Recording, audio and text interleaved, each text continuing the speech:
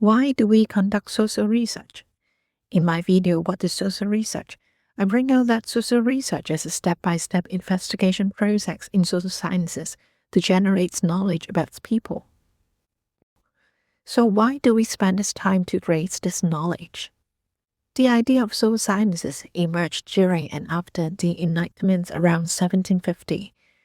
At that time, people were facing lots of changes in their societies, such as the rise of modernization and industrialization and the spread of capitalism. With their lives being drastically altered at all levels, they wanted to make sense of their experiences by understanding what was going on. They asked all kinds of questions about people's experiences, thinking, behaviors, and organization. Then they set out to find the answers in a systematic manner. This was how people began to do social research. Today, we are also experiencing a lot of changes in our societies, such as the introduction of advanced artificial intelligence, the pressing needs for sustainable development, the call for equality, and the concerns around mental health. Facing all these challenges and opportunities, we also want to know more about what is going on, so that we can come up with more effective and proactive solutions. I see that there are four main purposes of social research: to understand social experiences and social phenomena, to solve problems that affect people, to improve our quality of living, and to examine if things work. Now, let us look at some examples. The first type of research aims to gain new knowledge about how we perceive, experience, and respond to things that are happening to us and happening in us. For example, nowadays when we use social media for connecting with people and receiving updates, we are sometimes exposed to false news. One mechanism to rectify these messages is through social correction. That is doing a fact check and sending message to the user who shared a false claim to correct mistakes. While social correction has the potentials to reduce or eliminate the spread of false information, the corrective messages are often ignored. Some researchers set out to investigate if social connection and shared partisanship would promote the engagement with the corrective messages, and they designed an online experiment. On a social media platform, Twitter, which is now known as X, they created 12 new accounts with human-looking bots. 6 of them identified themselves as Democrats and 6 as Republican. Then they went ahead to search and located 2,000 Twitter users who had written posts containing links of political articles that were proved to be wrong. The bots engaged some of these users by following them and liking 3 of their tweets, and left the rest unfollowed. The next day, these accounts sent out a corrective message to all 2,000 users. 1,586 messages were successfully sent. From the responses of these users, the researchers found that: first, people who shared the same camp were more likely to follow back. Second, people who shared the partisanship and had their accounts followed and liked were more likely to respond to the social correction by replying to the message, retweeting the message, liking the message, or deleting the false news. This study examined the social phenomenon of social correction and created new knowledge about factors affecting people's responses to corrective messages. The second purpose of social research is to find solutions to the problems that affect us. For example, adolescence is a transitional phase characterized by physiological, psychological, and social changes. It is a time when we are more vulnerable to mental health challenges. Comparing with girls, adolescent boys are found to be less likely to seek help for mental health problems. To understand more about the perceptions and experiences of adolescent boys on mental health issues and mental health services in schools, a group of researchers interviewed 18 boys who were studying grade 7 in a school in Norway. Questions they discussed included: what are your thoughts on the concept of mental health? What must the school nurse do to enable you to talk about what is important to you? What challenges may exist with visiting the school health services? From the responses, the researchers learned more about what hindered and enabled their help seeking. This research addressed the mental health challenges that adolescent boys faced.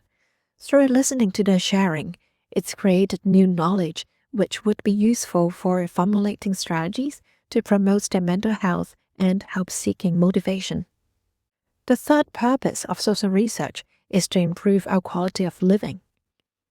In our contemporary work lives, many of us spend a lot of time indoor.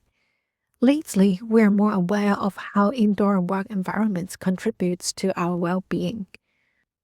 The green building standards, such as LEED and WELL, offer guidelines to integrate their health concerns into the building design.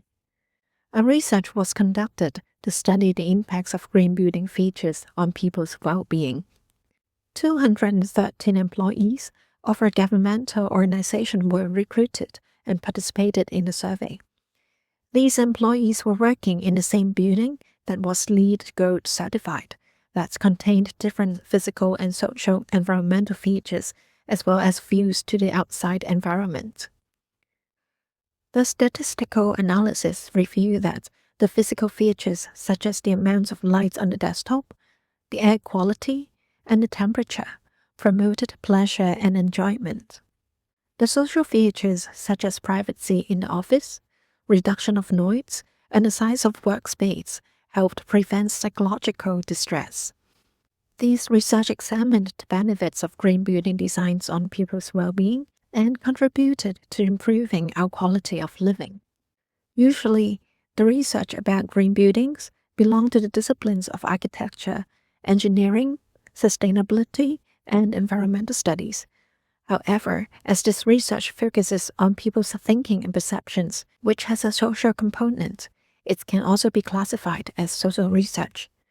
From this, you can imagine that social research can actually appear in many disciplines as long as there is a social component in the study. The fourth purpose of social research is to examine if things work. It includes program evaluation, process monitoring and assessment, effectiveness evaluation, and impact assessment that are conducted before, during, or after an intervention. Let us look at a case study. Cycling has many advantages. It helps reduce traffic congestion, noise and air pollution, and bring us health benefits from physical activities. In Montreal, Canada, a public bicycle share program, Busy, was launched in May 2009. This program offered 5,050 bicycles at 405 docking stations within an area of approximately 46.5 square kilometers, encompassing about 380,000 inhabitants. Users would pay $5 for renting a bike for 24 hours, $48 for a month, or $78 for a season. Aside from offering rental bicycles, this program had the potential side effects of promoting a culture of cycling, which also encouraged people to cycle with their own bikes. A research was conducted to see if this would be the case in the first 2 years of implementation.